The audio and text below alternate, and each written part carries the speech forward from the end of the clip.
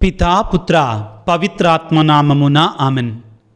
క్రీస్తునాథుని యందు మిక్కిలి ప్రియ సహోదరి సహోదరులారా, శ్రీసభకు మూల స్తంభాలైనటువంటి పరిశుద్ధ పేతురు పౌలుగార్ల యొక్క మహోత్సవ వాక్య పరిచర్యకి మిమ్మందరినీ ప్రేమతో ఆహ్వానిస్తున్నాను. మత్తయి శుభవార్త 16వ అధ్యాయము 18 నుంచి 20వ వచనము వరకు.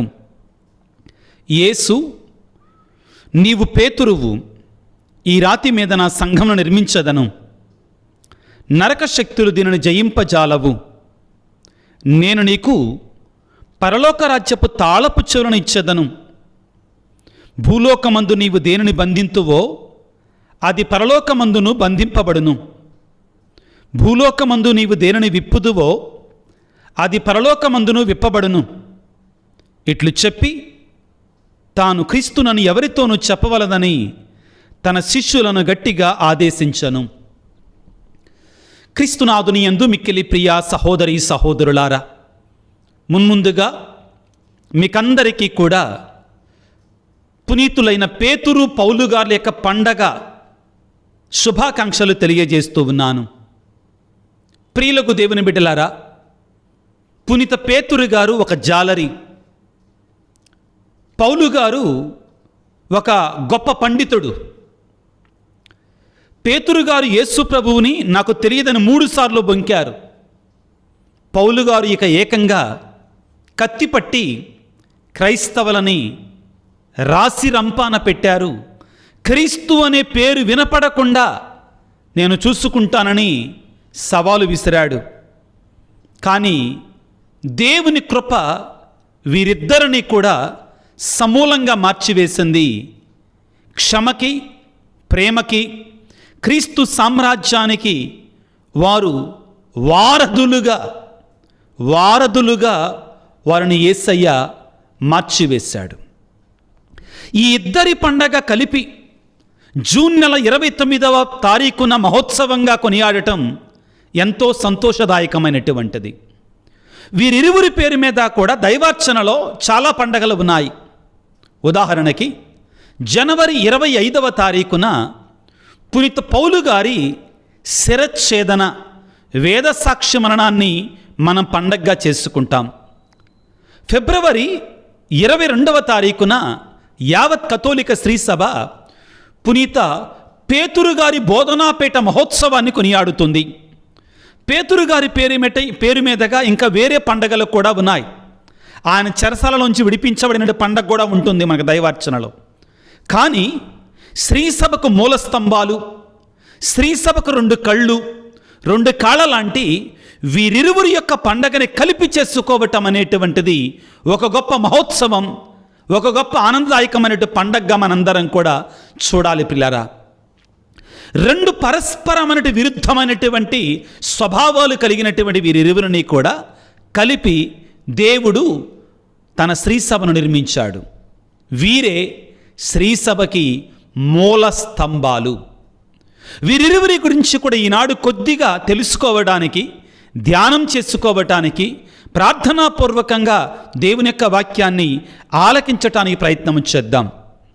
పునీత అగస్తీను గారు ఏమంటారంటే వీరిరువురి గురించి కూడా, Peter and Paul are 2 eyes of the church through whom the church beholds Christ. అగస్తీను గారు ఏమంటారంటే పేతురు గారు పౌలు గారు అంటండి 2 కళ్ళు. ఈ 2 కళ్ళ నుండి, ఈ 2 కళ్ళ ద్వారా యేసయ్యను చూడాలని దేవుడి యొక్క కోరిక. అవును, వీరిరువురు కూడా మమ్మాటికి 2 కళ్ళ లాంటి వారు. ఈనాడు మనం ప్రియులారా వారిని ఊరికే జ్ఞాపకం చేసుకోవటం కాదు, కానీ వారి జీవితాలను మనం ఆత్మీయంగా ధ్యానం చేసిన తర్వాత వారి విశ్వాసాన్ని, వారి త్యాగాన్ని, వారి ధైర్యాన్ని, వారి ప్రేమని మనందరము కూడా ఆదర్శముగా స్వీకరించి అనుసరించటానికి ప్రయత్నము చెయ్యాలి పిల్లారా. వారిరువురి యొక్క పిలుపు కూడా విభిన్నంగా ఉంటుంది. ఇరువురిని పిలిచినటువంటి ఆ సందర్భాలు వేరుగా ఉంటాయి. మత్తయి శుభవార్త 4వ అధ్యాయములో యేసు ప్రభు మొట్టమొదటిసారిగా పేతురు గారిని పిలిచాడు తన శిష్యులలో. పేతురు గారి యొక్క పిలుపుని మనం లూకాసు వార్త 5వ అధ్యాయం ఇంకా వివరంగా చదువుకుంటాం. అక్కడ చాలా భావోద్వేగంతో కూడినటువంటి పిలుపండి అది. యేసు ప్రభు ఒక రోజున ఆ గలిలయ సరస్సు తీరమున ప్రజలకు బోధించాడు. చాలాసేపు బోధించిన తర్వాత అక్కడ 2 పడవలు ఉన్నాయి. ఆ పడవల్లో పేతురు పడవను తీసుకొని పడవనెక్కే బోధించాడు. పడవను లోపలికి తీసుకొని వెళ్ళమంటారు. లూకాసు వార్త 5వ అధ్యాయంలో వెళ్ళిన తర్వాత వలలేయమంటారు. పేతురు గారు అంటారు, అయ్యా రాత్రంతా కష్టపడ్డాం, మాకు ఒక చేప కూడా దొరకలేదు, కానీ నీ మాట మీద నేను వలను వేస్తానంటారు పేతురు గారు. వెంటనే వల చిరుగునన్ని చేపలు చూచి ఒడ్డుకు వచ్చి యేసయ్య పాదాల మీద పడి, అయ్యా నేను పాపిని, నీ సన్నిధిలో ఉండటానికి నేను యోగ్యుణ్ణి కాదు, నా నుండి నువ్వు వెళ్ళిపో అంటే, అప్పుడు యేసుప్రభు పేతురు గారిని అంటారు, నన్ను అనుసరించు, నిన్ను మనుషులను పట్టువానిగా చేస్తానంటారు. మత్తయి శుభవార్త 4వ అధ్యాయంలో కూడా ప్రియులారా, ఆ వలలు సర్దుకుంటున్నటువంటి వాళ్ళను చూసి మత్తయి శుభవార్త 4వ అధ్యాయం 18వ వచనం నుంచి చదివితే, నన్ను అనుసరించండి అని చెప్పగానే వారు తమ యొక్క ఆస్తిపాస్తులను విడిచిపెట్టి పేతురు గారు తన సహోదరుని ఆంద్రేయతో కలిసి వారు యేసు ప్రభువును అనుసరించారు. ఇదంతా మనకి ఏమి నేర్పిస్తుంది? అన్నిటికంటే ముఖ్యంగా పేతురు గారు యేసు ప్రభువు పిలవగానే, పేతురు గారిని యేసు ప్రభు పిలవగానే వెంటనే మారు మాట్లాడకుండా యేసు ప్రభువుని అనుసరించాడు. పౌలు గారు దమస్కు నగరానికి వెళుతుండగా గుర్రం మీద క్రైస్తవులను హింసించటానికి వెళుతుండగా యేసు ప్రభు పౌలు గారికి ఒక గొప్ప వెలుగులాగా దర్శనమిస్తారు. అపోస్తుల కార్యాలు 9వ అధ్యాయము 3 నుండి 6 వచనాలు చదివితే మనకు అర్థమవుతుంది. అక్కడ ప్రభు అంటాడు, సౌలా సౌలా నీవు నన్నేలా హింసించుచున్నావు అని పలికి తన యొక్క అపోస్తులుడిగా మార్చివేసుకుంటాడు. ప్రియులకు దేవుని బిడ్డలారా, ఇదిగో ఒక చేపల పట్టేటువంటి పేతురు గారు శ్రీసభకి అధినాయకుడు అయ్యాడు. ఆయన మీద సంఘాన్ని నిర్మించారు యేసుప్రభు మాటల్లో. ప్రియులారా, ఒక క్రీస్తు అనేటువంటి ఆ దేవుని యొక్క కుమారుడికి ద్వేషిగా బ్రతుకుతున్నట్టు ఆ వ్యక్తి ఒక గొప్ప సువార్థికుడిగా మారిపోయాడు. కత్తిని కలంగా మార్చి ఎన్నో లేఖలు రాశాడు. ప్రియులకు దేవునుడు, ఇది వారి పిలుపులో ఉన్నటువంటి తేడా. ప్రియులకు దేవుని బిడ్డలారా, కానీ ఇద్దరూ కూడా దేవుడు పిలిచినప్పుడు విధేయతతోటి అంగీకరించారు పిలుపుని. ఆ తరువాత ఇద్దరూ కూడా బలహీనులను దేవుడు ఎన్నుకొని బలవంతులుగా మార్చాడు, మూల స్తంభాలుగా మార్చాడు. పేతురు గారు ప్రియులారా విశ్వాసి, గొప్ప విశ్వాసి, కానీ చాలా సందర్భాలలో చాలా బలహీనతలు కనబడతాయి. లూకాసు సువార్త 22వ అధ్యాయం 54 నుంచి 62 వచనాలు మనం చదువుకుంటే, పేతురు గారు 3 సార్లు యేసుప్రభు ఎవరు అని బొంకారు. చాలా బాధాకరమైన విషయం.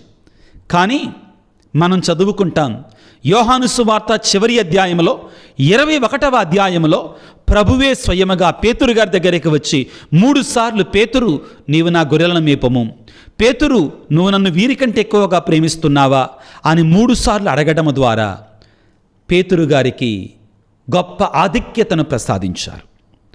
పౌలు గారు ప్రియులకు దేవుని బిడ్డలారా సంఘాన్ని హింసించినటువంటి వాడు. ఇప్పుడే మనం చెప్పుకున్నాం.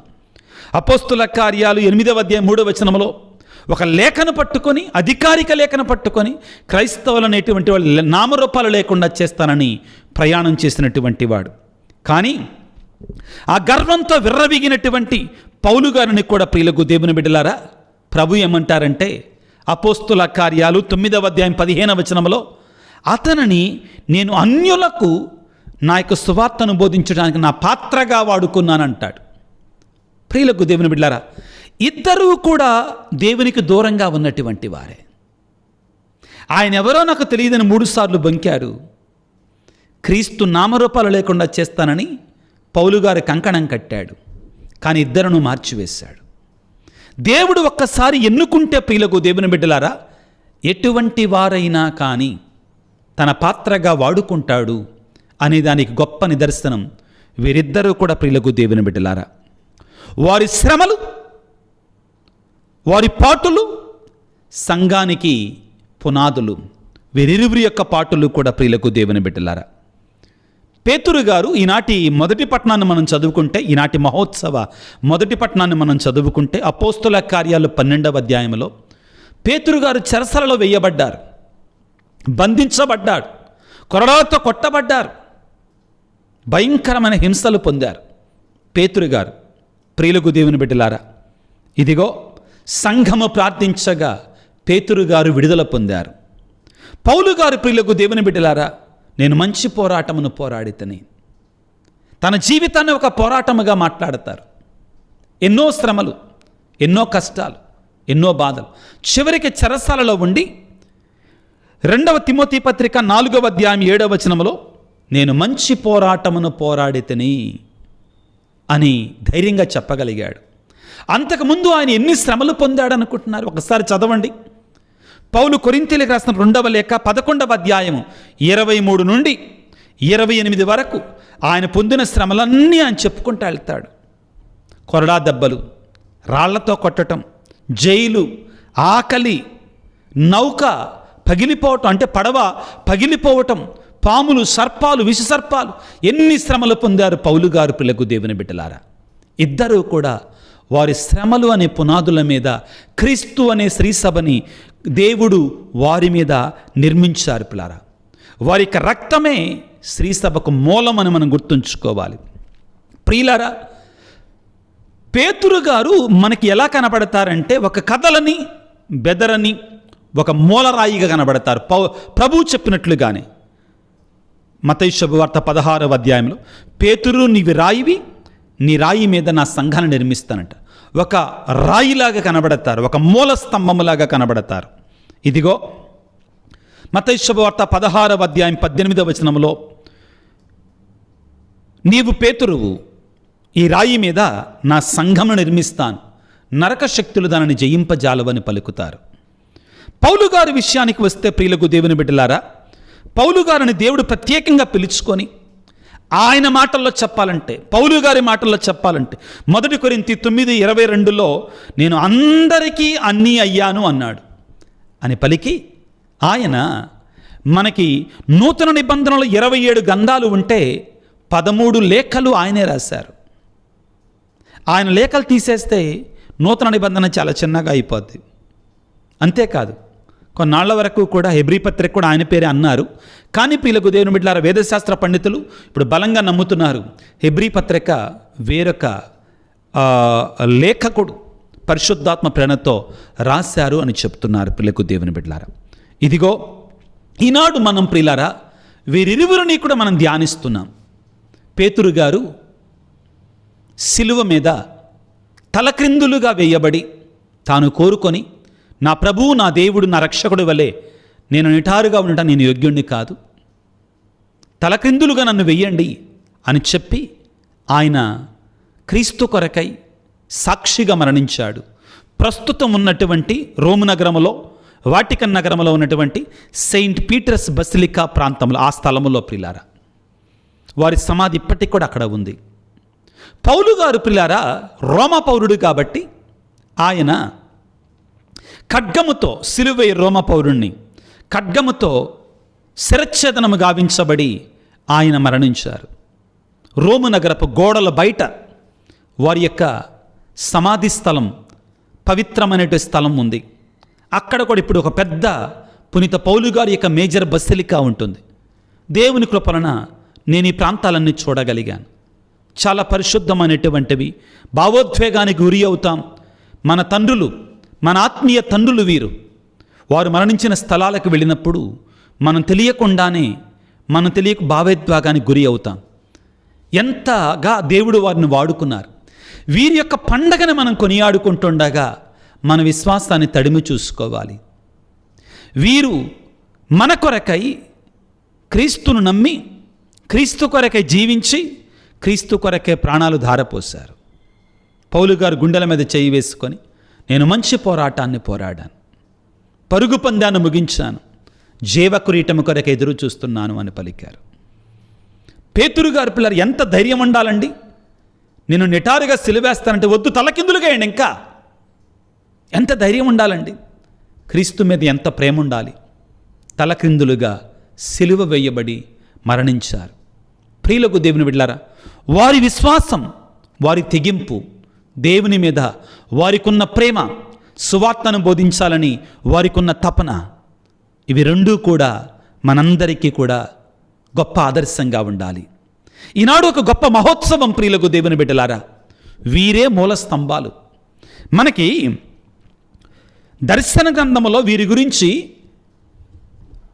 యోహాను గారు ప్రియులారా సంజ్ఞలతో కూడినటువంటి మాటలు మాట్లాడతారు. ఏమంటారు ప్రియులకు దేవుని బిడ్డలారా? దర్శన గ్రంథము 11వ అధ్యాయంలో ఇద్దరు సాక్షులు. దర్శన గ్రంథం 11వ అధ్యాయంలో చదవండి. ఇద్దరు సాక్షులు, వీరికి ప్రత్యేకమైన అధికారాలు ఇవ్వబడ్డాయి అంటండి. దేవుని కొరకు పోరాడారంటండి, దేవుని కొరకై వారు జీవించారంటండి. ఇద్దరు సాక్షులు వీరిద్దరి గురించే మాట్లాడుతున్నారు. ఈనాడు దేవునికి స్తోత్రాలు చెల్లించుకుందాం. విజయవాడ మేత్రాసనానికి పేతురు, పౌలు గారు ఇద్దరు కూడా పాలక పునీతులే. ఏ విధంగా అంటే ఓల్డ్ కెథీడ్రల్, కో కెథీడ్రల్ని సెయింట్ పీటర్స్ కెథీడ్రల్ అంటే విజయవాడ పడమట సెంటర్లో బిషప్స్ హౌస్ పక్కన ఉన్నటువంటి కెథీడ్రల్ పేరు పునీత పౌలు గారి యొక్క కెథీడ్రల్. వీరిరువురు కూడా పాలక పునీతులు. కావున ఈనాడు ప్రత్యేకంగా విజయవాడ మేత్రాసనం కొరకై, విజయవాడ మేత్రాసన కాపరి అయినటువంటి బిషప్ గారి కొరకై, ఇక్కడ సేవ చేస్తున్నటువంటి మఠవాసులు, గురువులు, మేత్రాసన గురువుల కొరకై, అందరి కొరకై కూడా ప్రత్యేకంగా ప్రార్థన చేసుకుందాం. అదేవిధంగా వివిధ ప్రాంతాలలో పేతురు, పౌలు గారి యొక్క మహోత్సవాలు కొనియాడుకుంటుండగా యావత్ కథోలిక శ్రీ సభ కూడా వీరి మధ్యస్థ ప్రార్థన ద్వారా, వీరి ద్వారా ఆ దేవుని కృపను పొందుకొని ఈ సువార్త, యేసయ్య ప్రేమ సామ్రాజ్యం ఇంకా వ్యాప్తి చెందేటట్లుగా ఆ దేవాది దేవుడు దీవించమని తలలు వంచి ప్రార్థన చేసుకుందాం. సర్వశక్తిమంతుడా, సర్వోన్నతుడా, ప్రేమామయుడా, ఇద్దరు మహాగణులు బలహీనులను బలవంతంగా మార్చావు, బలాఢ్యులుగా మార్చావు, శక్తిహీనులను శక్తిమంతులుగా మార్చావు. నీ పరిచర్యలో గొప్ప కిరీటాన్ని వారికి అప్పగించావు. నీకు స్తోత్రాలు. ఈనాడు పేతురు, పౌలు గారి యొక్క మహోత్సవాన్ని కొనియాడుకోవడానికి మీరిచ్చినటువంటి గొప్ప ఆశీర్వాదాన్ని బట్టి మీకు స్తోత్రాలయ్యా. ప్రభువా, వారిరువురు ఏ విధంగా నీ రాజ్యము కొరకే తప్పించారో, నీ ప్రేమతో రగిలిపోయారో, ఎన్ని శ్రమలు ఎదురైనా, ఎన్ని కష్టాలు ఎదురైనా కానీ నీకు సాక్షులుగా జీవించారు. చివరికి వారి మరణాల ద్వారా, వేద సాక్ష్య మరణము ద్వారా శ్రీసభ పునాదులను నిర్మించారు. మేము కూడా వారి ఆదర్శాన్ని స్వీకరించి నీకు సాక్షిభూతమైన జీవితాలు జీవించటానికి మాకు శక్తినివ్వండి. ఓ యేసురాజా, పునీత పేతురు, పౌలు గారి యొక్క మధ్యస్థ ప్రార్థన ద్వారా ఈ వాక్య పరిచర్యలో పాల్గొంటున్నటువంటి నీ బిడ్డలందరిని దీవించండి, ఆశీర్వదించండి. ఆ మహాగొప్ప పునీతుల యొక్క మధ్యస్థ ప్రార్థన ద్వారా అనారోగ్యంతో బాధపడుతున్న ప్రతి బిడ్డను కూడా నీ గాయపడిన హస్తాలతో తాకి స్వస్థపరచండి. కుటుంబాలకు శాంతి లేదయ్యా, సమాధానం లేదు. నీ నిజమైన శాంతిని, సమాధానాన్ని భార్యాభర్తల మధ్య, పిల్లలు తల్లిదండ్రుల మధ్యలో కూడా సమృద్ధిగా నెలకొల్పండి. ఈనాడు ఈ ప్రార్థనలో ఏకీభవించి వారి ఉద్దేశాలను ఒకటిగా చేసి ప్రార్థిస్తున్నట్టు ప్రతి బిడ్డ యొక్క తలంపును, కోరికను, ఉద్దేశాన్ని ప్రభువా ఈ క్షణంలో, ఈ సమయంలో నీ పాద సన్నిధిలో పునీత పేతురు, పౌలు గారి యొక్క మధ్యస్థ ప్రార్థన ద్వారా నీకు సమర్పించుకుంటున్నాము తండ్రి. దీవించండి, ఆశీర్వదించండి తండ్రి. ప్రత్యేకమైన రీతిలో దీవించమని, మరి ముఖ్యంగా ప్రభువా, ఎవరైతే ఈ పరిచర్య ముందుకు సాగటానికి వారి వంతు కృషిని అందిస్తున్నారు, వారందరిని దీవించి ఆశ్రయించి కాపాడి నడిపించమని, వారి హృదయ కోరికలను తీర్చమని మా నాథుడైన క్రీస్తు ద్వారా వేడుకొనుచున్నాము తండ్రి. ఆమెన్. ప్రభువు మీతో ఉందురుగాక, మీ ఆత్మతో ఉందురుగాక. సర్వశక్తి గల సర్వేశ్వరుడు పిత, పుత్ర, పవిత్రాత్మ మిమ్ము మీ కుటుంబాలను చల్లగా దీవించి ఆశీర్వదించి కాపాడుదురుగాక. God bless you. దేవుడు మిమ్ము దీవించుగాక. ఆమెన్.